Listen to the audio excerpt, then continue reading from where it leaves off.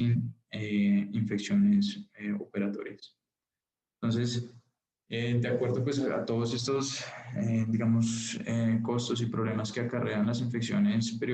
posoperatorias de columna, pues se han venido generando unos esfuerzos para evitar las infecciones. Entonces, estos esfuerzos se dividen en tres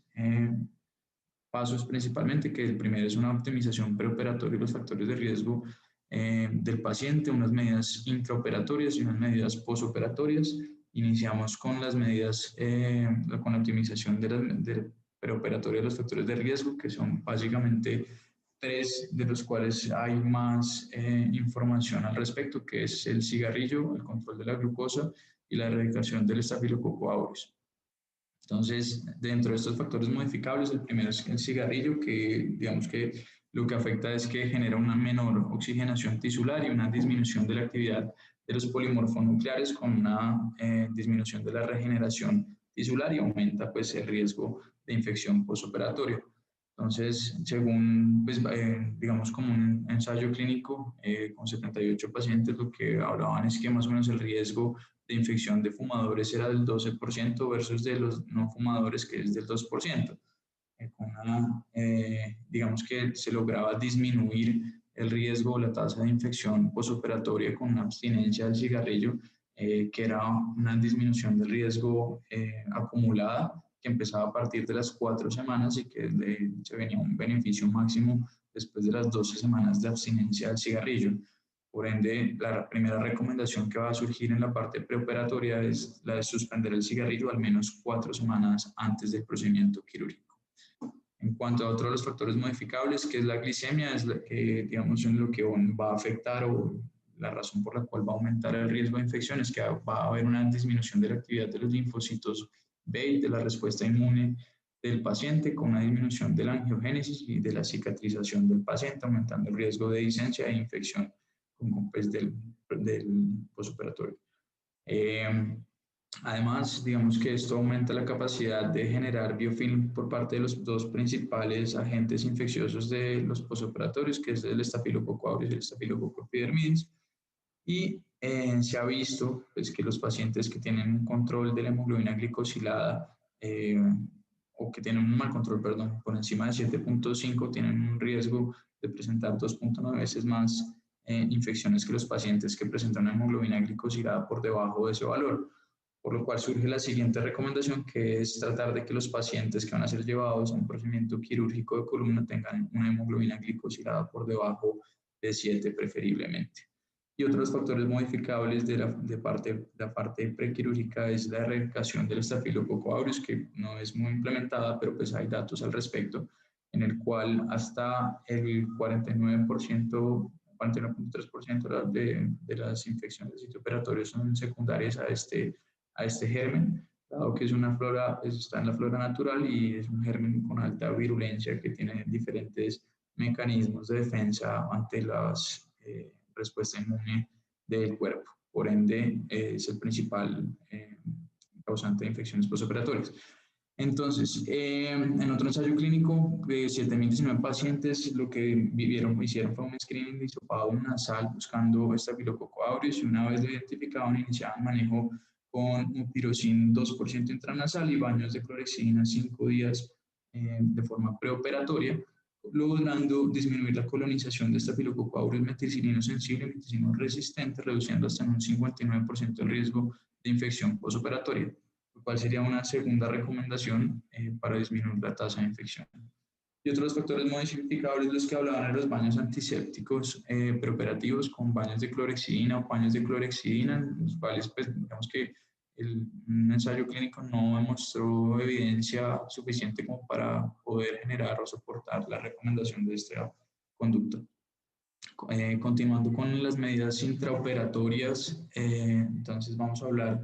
del manejo antibiótico endovenoso, de la preparación de la piel, la irrigación de la herida, el uso de vancomicina tópica y la oxigenación y regulación de la temperatura corporal como efectos beneficiosos para disminuir el riesgo de infección. Entonces, el uso antibiótico profiláctico, no hay diferencias claras en la literatura entre los diferentes esquemas. Lo que se sabe es que lo ideal es tener un medicamento de en su espectro cubre el estafilococo aureus, como vimos, es el principal causante de infecciones posoperatorias, entre ellas pues, el más usado es la cefazolina, que se usa pues una dosis de 1 gramo, 2 gramos de forma 30 minutos antes de la incisión, porque se ha visto que la cefazolina tiene su pico máximo a nivel esquelético entre los 30 y los 60 minutos posteriores a haber pasado la dosis del medicamento. El refuerzo está planeado para cada 4 horas a partir de la administración y lo que se muestra es que con los refuerzos cada 4 horas hay una disminución del riesgo relativo y un neutro de 3.08 versus los pacientes que no se realizan refuerzo. La clindamicina como medicamento alterno en los pacientes que tienen reacción alérgica a la cefazolina y digamos que otra de las razones por el antibiótico es el uso de los drenes, que es una teoría es que se puede evitar la colonización de los mismos, sin embargo lo que se ha demostrado es que el antibiótico no genera ningún efecto sobre los drenes y que por eso estos deben durar menos de 24 horas en la herida, la herida del paciente por riesgo de colonización retrógrada de la herida, pues del dren hacia la herida. Entonces, la recomendación acá es evitar el antibiótico de amplio espectro y usar profilaxis por no más de 24 horas. En cuanto a la preparación de la piel, entonces un ensayo clínico también, con 840 pacientes en los que comparaban el uso de clorexidina con alcohol versus povidona con yodo. Entonces, lo que vieron es que hay una disminución del riesgo de infección con el uso de soluciones alcoholadas y otro, un ensayo, pues, digamos, un estudio de casos y controles con 100 pacientes, lo que mostraba es que el uso también de soluciones alcoholadas disminuía pues, el riesgo de infecciones sin encontrar una diferencia entre la clorexina con alcohol y las soluciones yodadas con alcohol. Entonces, la recomendación, clorexidina o yodo con soluciones alcoholadas para disminuir el riesgo de infección postoperatoria. En cuanto a la irrigación de la herida, entonces, digamos lo que siempre se ha creído es que el lavado con al menos 2000 cc de solución salina estéril disminuye,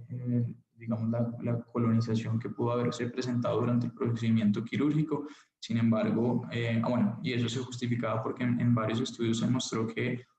cultivos de piel previos a la incisión presentaban un cultivo positivo en hasta el 3% de los casos versus cuando se realizaba un cultivo de piel en el momento de realizar el cierre de la herida. Entonces, los estudios no han demostrado una evidencia fuerte a favor de la irrigación con solución salina. Una serie de casos de hasta 223 pacientes mostró apenas un otro de 0.08 versus 2 pacientes a los que no se les realiza irrigación de la herida. Entonces no hay evidencia de un soporte tampoco de uso de la povidona yodada, que fue lo que surgió posteriormente, una solución yodada además de solución salina posterior a la irrigación con ella, en la que sí demostraba que había disminución de las tasas de infección versus el uso de solución salina sola. Sin embargo, en los estudios han demostrado toxicidad in vitro con dosis mínimas, concentraciones mínimas de hasta menos de 0.35%, en la cual hay una alteración de la función de los osteoblastos y el tejido neural, por lo cual no se recomienda tampoco su uso. Y pasando ya al uso de la vancomicina tópica, entonces un estudio que se realizó en cirugía de columna en pacientes pediátricos, en los cuales se hizo una medición, digamos, de niveles séricos al primer, segundo y tercer día, y niveles locales, lo mismo al primer y segundo y tercer día, encontrando en los niveles séricos 2.5, 1.9 y 1.1 microgramos mililitros respectivamente, con un nivel tóxico de hasta 25 microgramos mililitro. Entonces, viendo que nunca, en ningún momento, a pesar del uso tópico, pues se alcanza una concentración sérica tóxica. Y en cambio, en los niveles locales se encontraron niveles elevados de 403, 251 y 115 microgramos mililitros respectivamente, superando la concentración inhibitoria mínima necesaria de la vancomicina para poder disminuir el riesgo de infección. Entonces, un metaanálisis demostró que, digamos, el riesgo de infección de los pacientes llevados a procedimientos quirúrgicos de columna sin aplicación de vancomicina tópica De 2.574 pacientes, 106 presentaron infecciones postoperatorias, representando un 4.1% del total de los pacientes, versus los pacientes a los que se les realizó o se les llevó a procedimiento quirúrgico con uso de vancomicina tópica, donde solamente el 1.3% presentó infección postoperatoria, con una disminución de riesgo relativo de hasta el 2.8% con el uso de vancomicina tópica, y demostrando así un ahorro de hasta $438.165 por cada 100 artrodesis vertebrales realizadas al año. Entonces, la parte negativa o por la cual muchos evitan el uso de vancomicina tópica es por los efectos potencialmente negativos que se ha demostrado de forma in vitro, por afectación en el desempeño de los osteoblastos y lesiones en la dura madre. Sin embargo, pues todos estos estudios no han tenido en ningún momento pues, un soporte in vivo de lo mismo. La pregunta es si realmente si la vancomicina está generando una resistencia antimicrobiana o si se pueden generar infecciones por selección microbiana una vez se hace la aplicación de la vancomicina. Y lo que se ha demostrado es que en un ensayo clínico de 2.802 pacientes con infección de sitio operatorio en pacientes llevados a cirugía de columna, las infecciones postoperatorias de ambos brazos del estudio, tanto los que fueron llevados a cirugía con banco y sin vancomicina, no demostraron cambios en el patrón de resistencia antimicrobiana. Entonces, en cuanto a recomendación, el uso de vancomicina tópica en adultos de hasta 1 gramo y niños desde 500 miligramos a los que van a ser llevados a instrumentación por vía posterior. Otras de las medidas intraoperatorias que se toman o que se tenía pensado que presentaban algún beneficio en la prevención de la infección era el uso de oxigenación, en este caso uso de cámaras hiperbáricas. En estudios retrospectivos de 4.498 pacientes con infección de sitio operatorio, lo que se mostró es que había una disminución considerable de los riesgos de infección en pacientes llevados a cirugías, a los diferentes tipos de cirugías gastrointestinales y demás, pero en cuanto a la parte de cirugía de columna y neurocirugía, había un aumento del riesgo de infección por liberación de radicales libres. Entonces, en este caso lo que se encontró es que se recomienda evitar fracciones esperadas de oxígeno que vayan por encima del 50% para evitar ese efecto secundario de la liberación de radicales libres que va a generar sobre la columna y la toxicidad tisular que lleva pues, a una infección postoperatoria. El precalentamiento, entonces, la anestesia general inhibe la termorregulación corporal, por lo cual nos lleva a una hipotermia y esta a su vez nos lleva a un aumento del consumo de oxígeno tisular con un aumento de la coagulopatía y una menor respuesta inmune del paciente, aumentando pues, el riesgo de infección, por lo que lo ideal sería mantener una temperatura corporal del paciente entre 36.5 y 37.5 grados centígrados. Y eso en cuanto a las prevenciones intraoperatorias. Ya en cuanto a las medidas postoperatorias, podríamos hablar del uso de apósitos con plata y, digamos, como terapias de presión negativa o curaciones consecutivas. Entonces, los apósitos de plata, entonces, tienen una actividad tanto contra gérmenes gram positivos contra gérmenes gram negativos. Sin embargo, el mecanismo de acción no es claro. Lo que se habla es que hay una liberación progresiva de partículas de plata que lo que hace es que inhiben la síntesis de pared antimicrobiana pues, de las bacterias. Y estudios pequeños han estado a favor en cuanto a laminectomías versus curación con gasas secas en el uso de este tipo de apósitos. Sin embargo, no hay una evidencia de peso a favor de su uso. Por lo cual no hay una recomendación clara según las guías. Y la terapia de presión negativa se usa bajo la idea de que hay una disminución de la fuerza tensil en la herida quirúrgica, una disminución del edema y un aumento del flujo sanguíneo y linfático que podría favorecer la respuesta inmune del paciente. Sin embargo, pues, estudios de casos y controles en cirugía toracoabdominal han demostrado que sí hay una disminución, si bien hay una disminución del riesgo de discencia, hay una disminución pues, no significativa del riesgo de infección postoperatoria. Y ya un metaanálisis de hasta 1.295 pacientes con 5 ensayos clínicos parcialmente aleatorizados de cirugía lumbar, no mostró diferencias significativas en la disminución de infecciones postoperatorias, por lo cual tampoco hay una evidencia de peso que recomiende su uso como prevención para disminución de infecciones postoperatorias, pero sí para disminución de dehiscencias de la herida como tal. Y en cuanto a las curaciones, tampoco hay un consenso ni una guía sobre el tiempo adecuado en el cual se deban llevar a cabo. Sin embargo, Bench en un estudio retrospectivo de 8.631 pacientes que fueron llevados a instrumentación de columna, con un primer brazo del estudio en 2.473 pacientes entre 1999 y 2004, en el cual hacían el cambio del apósito postquirúrgico al segundo día postoperatorio, demostró una tasa de infección de hasta 3.9% versus el segundo brazo de que eran 6.158 pacientes entre el 2005 y el 2003, en el cual se llevó a cabo el cambio o la curación al quinto día postoperatorio, mostró una disminución del riesgo de infección llevando pues, a una incidencia hasta el 0.93%. Entonces, la última recomendación en cuanto a medidas postoperatorias es tratar de evitar la exposición temprana de la herida a ambientes hospitalarios que nos lleven pues, a una infección postoperatoria por gérmenes nosocomiales con alta resistencia antimicrobiana. Entonces, en conclusión, podemos decir que el énfasis se debe hacer en medidas intra y postoperatorias para la reducción del riesgo de infección postoperatoria, evaluar los riesgos personalizados y ajustar las variables modificables, entre ellas suspender el cigarrillo 4 semanas antes del procedimiento quirúrgico, buscar tener un control metabólico de los pacientes con hemoglobina glicosilada por debajo de 7, una albúmina mayor a 35 gramos por litro, un índice de masa corporal idealmente por debajo de 30, un hematocrito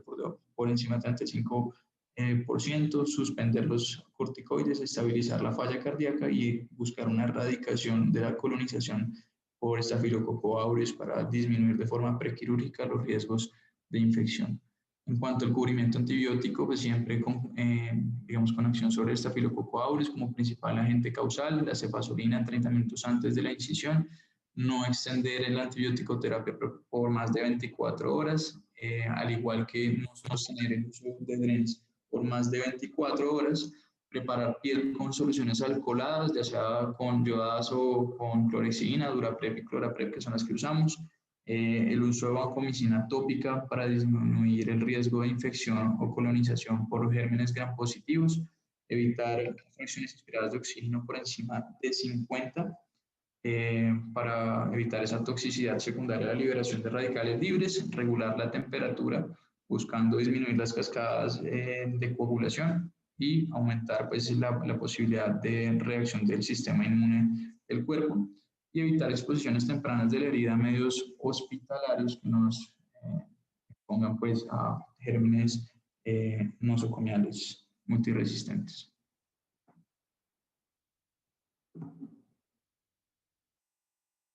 No sé, doctor, si quiere agregar algo más o arrancamos de una vez Gracias, con Andrés. el artículo Yo que creo tenemos que para el Gina, corte. no sé si Gina quiera aportar algo de las estrategias que se utilizan y de las que no, las que mencionó Andrés, de que no se hacen y por qué no. Buenos días a todos. Pues, doctor, lo que se está haciendo últimamente, la estrategia, pues la aplicación de la vancomicina y toda la mitigación de riesgos, incluyendo la parte cardiovascular, la toma de paraclínicos como prealbúmina, albúmina y transferrina, que se ha visto últimamente en los estudios que sí tiene una gran evidencia en la parte de disminución de infecciones. También lo del peso también se hace con la recomendación ideal de que el paciente baje de peso antes de la cirugía, principalmente en canal lumbar estrecho y así en la mayoría de las otras cirugías como en el posible centro de deformidades que vamos a crear. Hay dos cosas que menciona Andrés. Connie está ya, ¿verdad? Yo la vi por ahí que se conectó. Sí, Y aquí uno estoy. era, hola, Connie, pues es que como que uno revisa la literatura y en cuanto al baño pre, o sea, como que no hay mucha evidencia, ¿no? Pero ahí lo mencionan y Andrés, como que algunas de las estrategias de bañar a esas personas con clorexidina, lavarlos, porque muchas veces como que uno llega y pasa el Duraprep nada más, y muchas veces cuando hacemos el baño o con alcohol, ve uno como la piel muchas veces está no está en condiciones adecuadas. Sí, uno como que no cae en cuenta de eso. Y yo me acuerdo que el doctor Meneses siempre limpiaba los pacientes ya cuando los teníamos posicionados con alcohol y todos estaban sucios. O sea, no, es increíble cómo es de poco corriente un buen aseo en esa zona. Entonces, aunque de eso no hay literatura evidente, yo creo que cualquier cosa que podamos hacer que no, pues, para evitar esa contaminación de la zona, pues, no sobra. Así la literatura no es evidente, pero pues lo podemos ver cuando volteamos los pacientes y nosotros mismos los limpiamos con alcohol, que los pacientes no tienen un buen aseo de esa zona. Y lo vimos mucho con los pacientes de Aruba. Entonces creo que es una cosa que sí Sí, se debe implementar. mire Ante que eso, ante eso, Gina, ante eso, por ejemplo, a veces les hacemos algunos baños preoperatorios, ¿sí? O sea, como que en la mañana les damos los cositos para que se bañen, y cuando llegan a sala les hacemos primero un lavado con clorexidina, limpiamos, secamos, y después es que sí hacemos toda la aplicación del alcoholado. Entonces yo no sé, o sea, como que de pronto yo entiendo que la literatura no es tan buena, pero lo que dice Connie es muy cierto, o sea, en la práctica diaria, esa zona en la parte lumbar, yo no sé si es que no le llega la manito. referente a eso, doctora, a ese punto, aunque en la última reunión que tuvimos con el Comité de Infecciones, como se dice en la literatura, no hay, y principalmente en la OMS, no hay una evidencia sobre esto, nosotros como centro se tomó la decisión de que se le iba a decir a los pacientes siempre que la noche antes, después de que ya hubiera tenido su última cena, y en la mañana misma de la cirugía tuviera doble baño como si fuera un baño normal, haciendo énfasis en la zona lumbar, y no era necesario que usara pues el jabón de clorexidina, sino su jabón normal, pero que sí pasara muy bien en esa zona, y sí ha visto cambios respecto pues al año anterior, en el 2019, que sí había como esa tasa de infección, eso sí ha mejorado.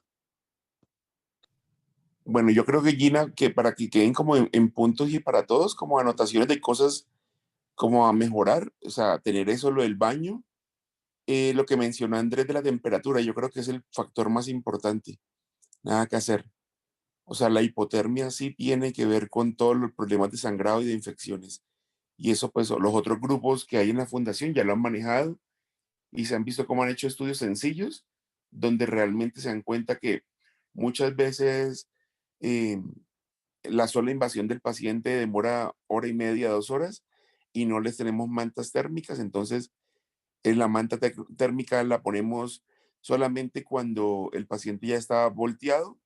y yo creo que utilizar manta térmica pre,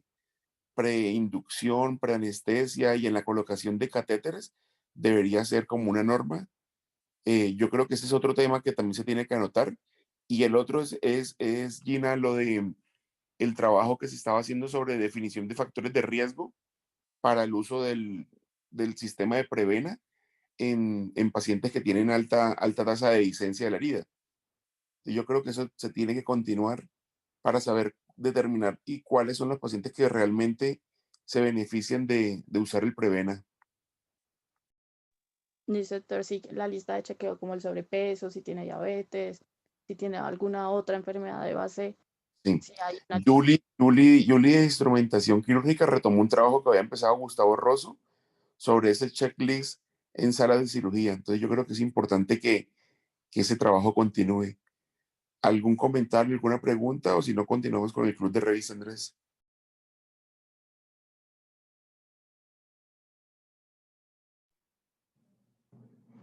Pues no hay preguntas. Yo tengo una duda, doctor.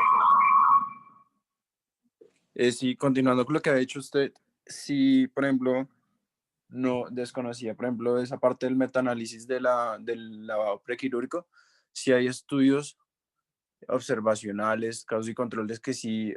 tienen como literatura a favor, pero pues sí es como muy controversial, pues no desconocía, por ejemplo,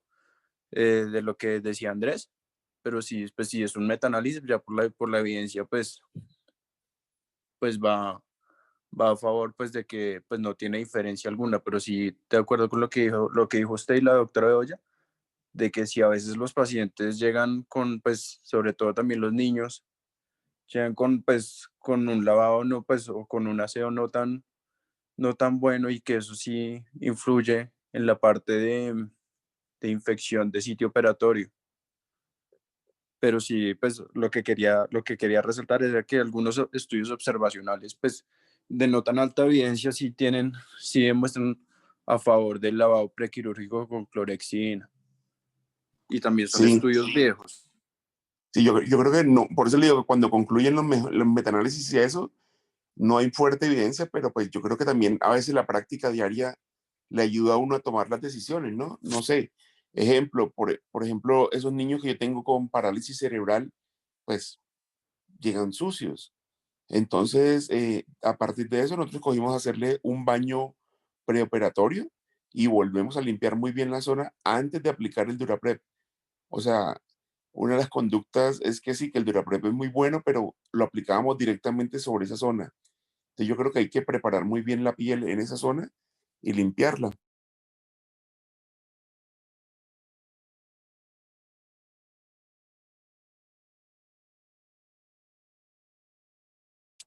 De acuerdo, de acuerdo.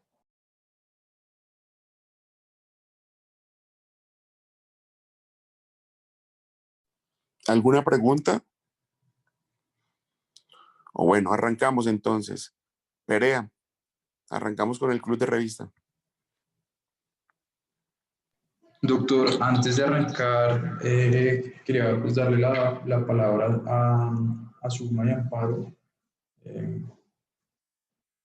y luego sí podríamos empezar el club. No sé si ya están conectados.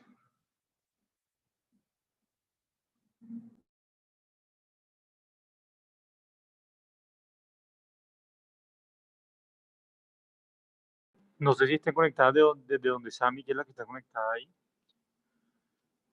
Sami, No las veo. Perea, no, empezamos con el club de revista.